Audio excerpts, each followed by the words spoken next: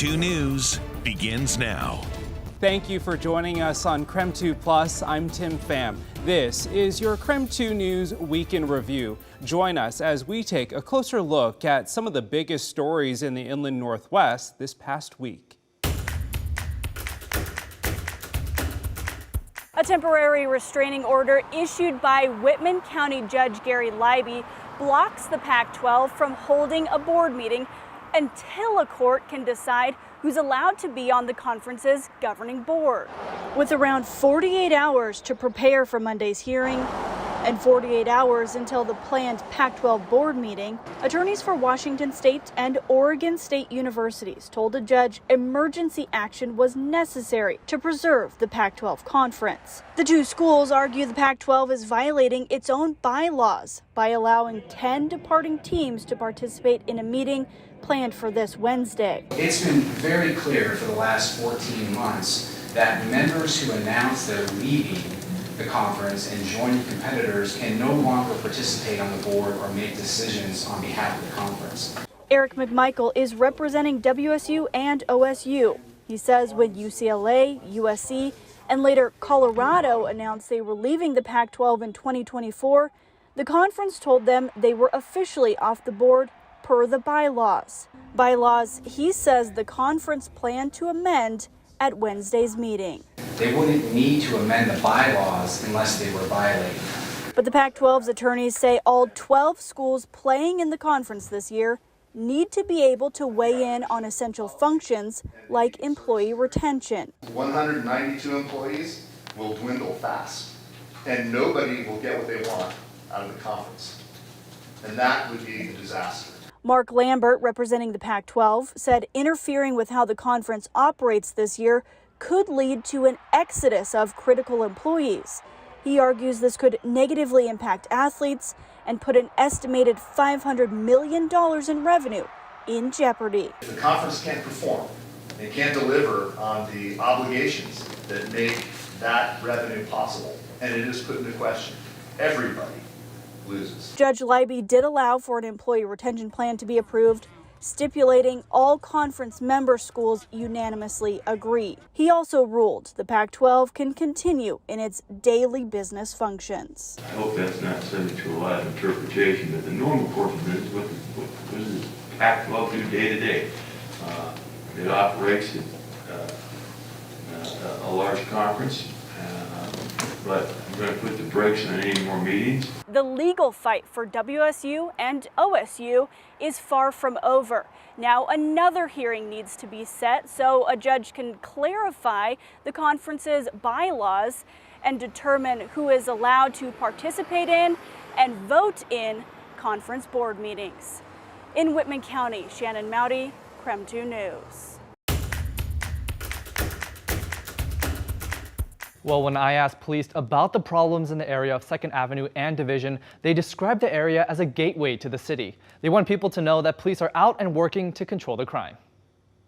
The city is sounding the alarm on crime around the area of 2nd Avenue and Division Street. We are determined to make this area another success story. The Spokane Police Department says it's increased patrols over the past week and working overtime to eliminate crime in the surrounding areas. SPD implemented a mission around the 2nd and Division area in the surrounding blocks as well to focus on the blight and lawlessness that is occurring. SPD says just last week they arrested more than 50 people in the area for possession of drugs, weapons, and trespassing. Our officers were forced to let go about 25 individuals that had warrants because of the jail capacity. Mayor Nadine Woodward says cracking down on crime is an entire city issue. We have zero tolerance for these activities. Now, while the mission is concentrated in this area, we will not lose sight of the rest of downtown. Woodward said that Catholic Charities also reached out to the city for help. In a statement to KREM 2, Catholic Charities said, quote,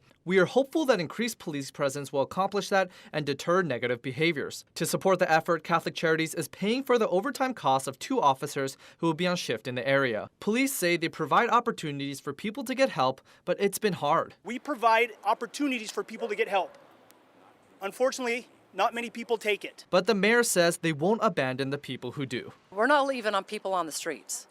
We will find places, safe places for them to live. And the Spokane Police Department says it will continue the increased patrols in the area around the clock. They did not say for how long, but the mayor said there's a lot of work to be done. In the studio, Nathan Hyun, KREM 2 News.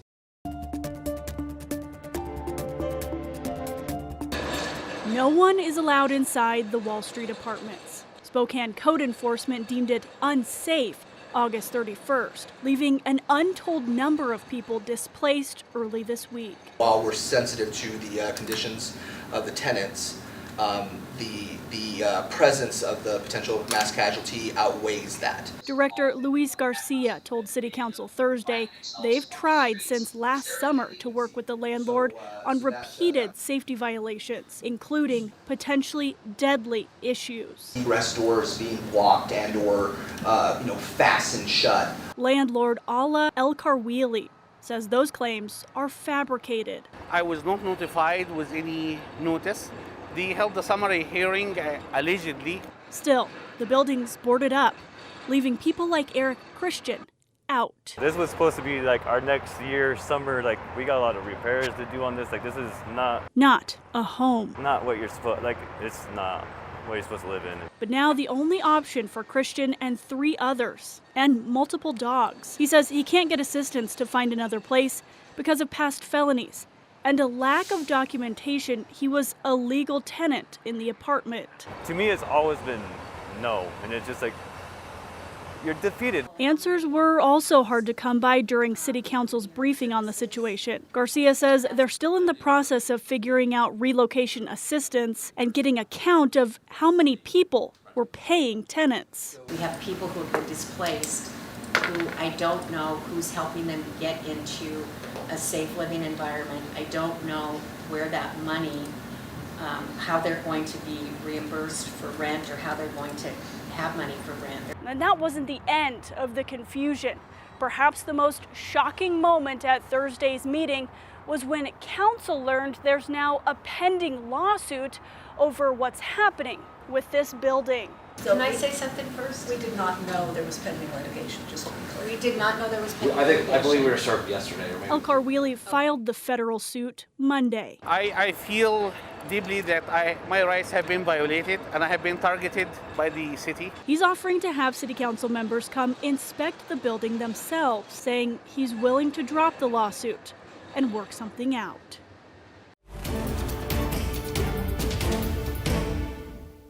The defense attorneys want cameras removed from the courtroom because they don't want this case to turn into a TV drama.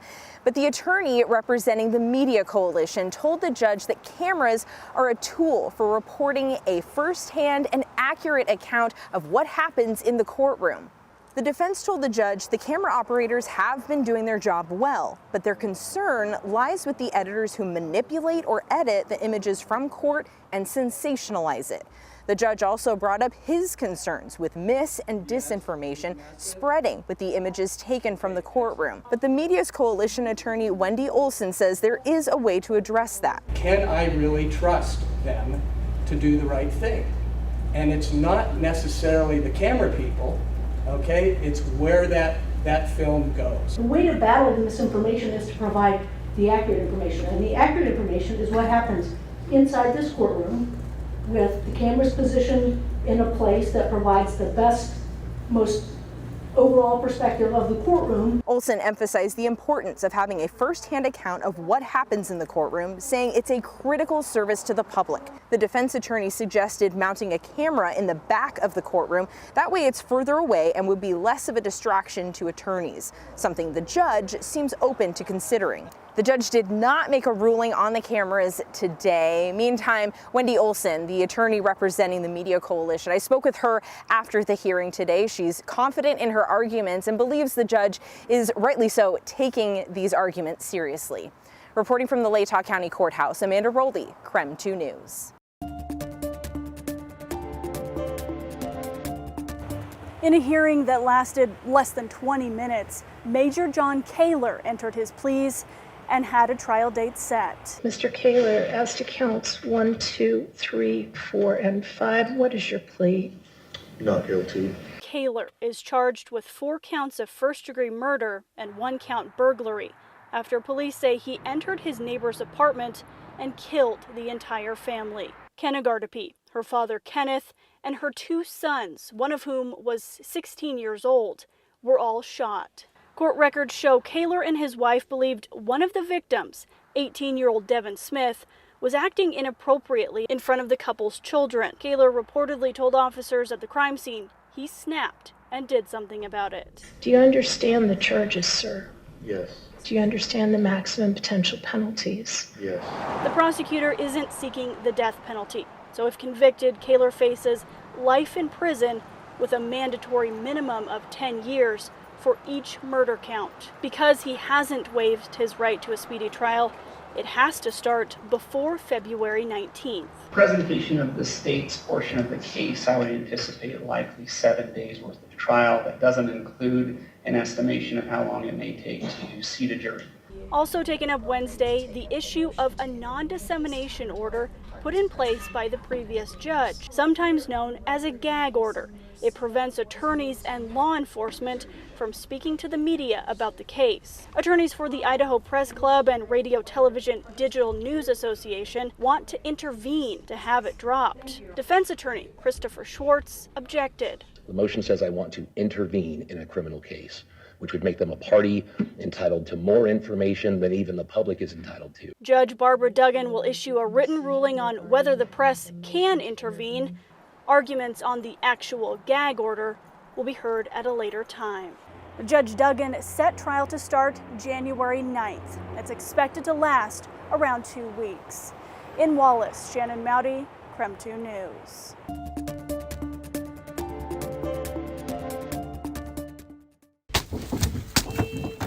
Stomping on windshields, doing burnouts, and reaching speeds of 115 miles per hour on I-90. Spokane Police and the Sheriff's Office sharing these videos they say teen suspects took of themselves during a 2-day crime spree. Authorities say one teen was arrested last Thursday, found hiding in a closet at his mother's house. The other was arrested at his middle school. Spokane Police and the Sheriff's Office formed the Kia Hyundai Auto Theft Task Force several weeks ago. To date, a total of 4 teens between 13 and 14 years old have been arrested. Since then, authorities say they've seen a dramatic decrease in Kia and Hyundai thefts around Spokane County. Police believe some of the teens are also responsible for stealing 10 Ring cameras. During those thefts, the teens would often wear masks and leave a message on the camera bragging about the crime and taunting residents. Certain Kia and Hyundai cars have been the targets of thieves since viral videos on social media showed how simple it is to steal them. The problem stems from the car's key. Experts say Kias and Hyundais don't have what are called engine immobilizers, a common security feature that prevents the car from starting without the right key. Both automakers have since offered free software upgrades. The Sheriff's Office recommends contacting your dealership. Police say some of the victims have also placed AirTags or GPS location devices in their cars, which has helped officers find stolen vehicles quickly, limiting the time criminals have to destroy them. The 4 teens arrested face a combined 26 felony and 10 gross misdemeanor charges. In Spokane, Kyle Simchuk, KREM 2 News.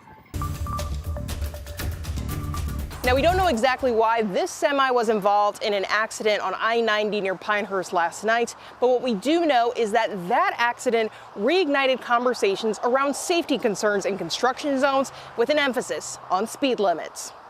Drive along I-90 in North Idaho near Pinehurst, and you'll be directed to one east and westbound lane due to bridge construction. Here is where 2 semis collided Wednesday night. The accident is no shock to Idaho native Yvonne Nessler. Finding out it was an accident was no surprise. She says construction near Pinehurst is confusing and at a speed limit of 65 miles per hour, potentially dangerous. It seems a little high for such a narrow bridge. I mean, I feel like that's one of those areas that should be like 45. Shoshone County District 1 Commissioner Tracy Cassidy says Nessler isn't alone in her concerns. She says the commissioners and the sheriff's office have received a high volume of calls with construction zone safety concerns. The way it's set up, the speed in some of the areas, the on-ramps trying to get on, there's been a lot of close calls. Cassidy says she wants to protect people in the county. She knows from personal experience how devastating these accidents can be. 2 accidents last year up in this area in the construction zone. Unfortunately, one of them was my father. Driving a semi, hit head-on. The other person in the vehicle didn't make it. Cassidy reached out to the Idaho Transportation Department 1 week ago to lower local construction zone speed limits. At the time, ITD denied her request. Thursday, ITD shared a statement with KREM 2 reading in part, quote, "As with any crash in a work zone, the project team reached out to law enforcement and has again looked into the particular area to determine if any changes, including to the speed limit, are necessary. At this time, ITD is not making any changes." Cassidy says she doesn't want people to end up with stories like hers. She says she will continue to advocate for the safety of those in Shoshone County. The Idaho Transportation Department says work around the Pinehurst exit is set to be completed in the next few weeks. In Pinehurst, Janelle Finch, KREM 2 News. Medical Lake High School has served as a command post. Its gymnasium, the place fire victims have been getting answers. But tonight, on Holiday Field, a much more familiar sight. This is what we do in the fall. Whistles, cheers, and a pep band. The sounds of tonight's first home game since the Gray Fire destroyed hundreds of homes. I think the best thing that we did was get kids back in the building and back together. Dawn Eliason is the school's athletic director. And we're going to keep rebuilding and we're going to keep healing, and tonight's a good start for it. The high school booster club called the event Medical Lake Strong Night. J.W. Winters helped organize it. And it's just our little way of giving back. If we can give somebody that's gone through a really tough time, give them a couple of hours out here that they're just relaxing underneath the Friday night lights, that's what we want to do. Or Thursday night lights, yes. Fans were treated to free hot dogs, chips, and soda, and got to watch their favorite local athletes. In talking with the teachers, especially this week, are things starting to get back to normal as far as the students are concerned?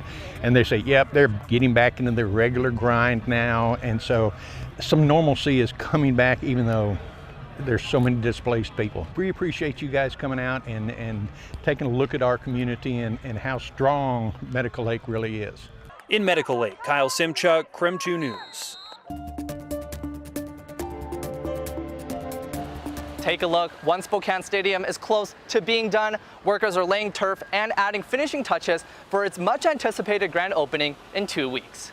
Playing on this field is great and all, but when you play on a turf field, it's just a whole different game. The time is almost here for the opening of One Spokane Stadium. Definitely hope there'll be some fans, more fans now that it's more seating. We have more space. There was speculation on whether or not the stadium would be completed on time, but Spokane Public Schools says that was never the case. When it was planned for downtown, we've known that it was going to be opening at the end of September after the start of the season. Construction first began on the stadium in fall of 2021. It replaced the former Joe Albee Stadium that stood in North Spokane for more than 70 years. Our players and coaches are definitely looking forward to the new stadium, though, and being at the center of town. Aaron Brechek is the athletic director for Rogers High School. The Pirates have the first Friday night football game in the new stadium. It's been since 2019 that we've been in a stadium.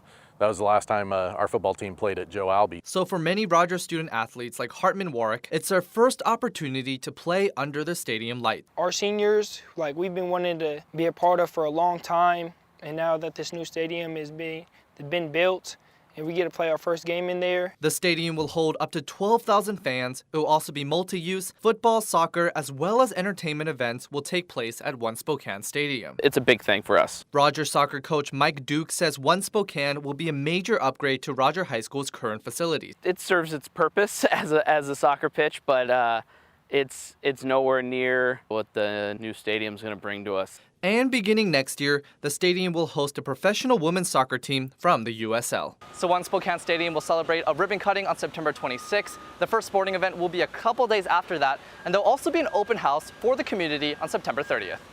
In Spokane, Nathan Hyun, KREM 2 News. Some fans looking forward to seeing the Lumineers perform at the Gorge on Friday were left disappointed. Not because of the band's performance, but because they didn't get to see the performance at all. 2 back-to-back concerts plus added security measures led to extremely long entry lines, some causing hours of delay. Those delays led to people missing the concert and calling for refunds. Inland Northwest Lumineers fans counted down to the band's performance at the Gorge. Lori McDonald and her daughter had their tickets since March. Definitely excited. McDonald and her daughter left 3 hours early from Deer Park for the Friday night concert. She says 3 blocks from the venue, their excitement slowly faded. She said, let's go now. And I was like, sure, that's okay if we're down there early. And we weren't early, we were late. The mother-daughter duo ran into bottleneck traffic from fellow Lumineers fans and future Gorge concert goers. According to Live Nation, doors for the Lumineers opened at 5:30 p.m. Friday. But by this time, camping for the Eric Church concert Saturday and Sunday had already opened. Every direction we could look, there was traffic just backed up. Lori McDonald says she and her daughter sat in standstill traffic for hours and missed most of the opening act. People were like getting out of their cars and just walking to the venue. And I don't know what they were doing with their vehicles, but we were considering just leaving our car in a field and walking if we had to. McDonald says she's thankful she was able to see the Lumineers take the stage. But she knows not everyone had the same luck. There were empty seats all around us those people never showed up. The Gorge issued $50 in concert credit for fans who entered the concert after the Lumineers were already on stage. Live Nation, on behalf of the Gorge Amphitheater, says they are proactively providing a full ticket refund to anyone who missed any part of the Lumineers performance. They say refunds will be processed by Ticketmaster within the next 5 business days. Earlier this summer, a man was able to bring in a gun to one of the Gorge's campgrounds where he shot and killed 2 people and injured several others. That deadly situation is what prompted more strict and thorough security measures, which also played a part in the delays in entry. In Quincy, Janelle Finch, KREM 2 News. I was pumped up to see this Minecraft exhibit because they've been working on it for months. As for what you can expect, you're going to learn, the kids will have fun, and you'll find 3 large galleries spanning across 2 floors.